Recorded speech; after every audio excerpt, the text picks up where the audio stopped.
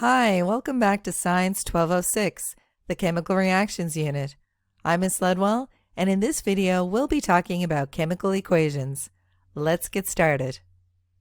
First, we'll be talking about skeleton equations. A skeleton equation replaces words in a word equation with chemical formulas. Recall that a word equation looks like this, with the names of the chemical formulas written in words. And underneath it, we have the skeleton equation. In the skeleton equation, we use chemical formulas. A skeleton equation is incomplete because it does not reflect the law of conservation of mass.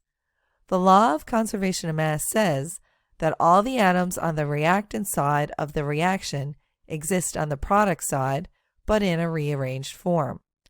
The atoms have been rearranged on the product side of the skeleton equation, but there are different numbers of atoms. Let's go back and look at the skeleton equation above.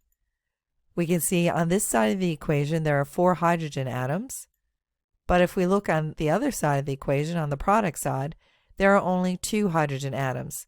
So this doesn't follow the law of conservation of mass.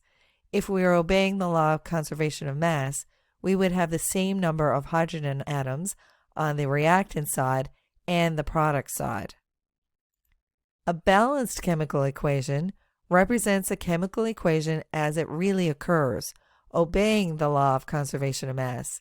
The same number of atoms of each element is present on both the reactant and product sides of the equation. So we'll take the same equation that we had before, but we notice something different is that there's a 2 right here. On the reactant side of the equation, we see we have 2 nitrogen atoms. If we look on the product side of the equation, we also have 2 nitrogen atoms. On the reactant side of the equation, we have 4 hydrogen atoms. On the product side, we also have 4 hydrogen atoms. 2 times 2 gives us 4 hydrogen atoms. On the reactant side, we have 2 oxygen atoms. On the product side, we have 2 oxygen atoms. So this equation is balanced and obeys the law of conservation of mass. To achieve a balanced chemical equation, we use coefficients. Coefficients are numbers placed in front of chemical formulas in a balanced chemical equation to indicate how many molecules, atoms, or ions of that substance are involved. Let's look at an example of this equation. So here in front of the hydrogen, the large number 2 is the coefficient. When the coefficient is not shown, in the case of oxygen here, we see there's no coefficient here. It is assumed to be 1. We don't need to write the 1 there. So in this equation, we have 2 hydrogen molecules and 1 oxygen molecule. And on this side, we have 2 water molecules.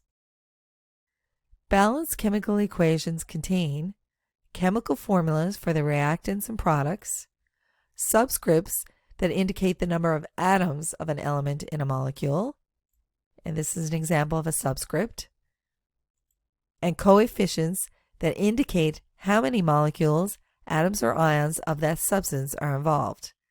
Here's our coefficient. Balanced chemical equations also include an arrow and plus signs. The plus sign is to separate reactants if you have more than one of them, and the same thing with products. If you have more than one product, they're separated with plus signs. And the arrow means yields or produces. Now it's time to continue to the next video, where we will discuss how to count atoms.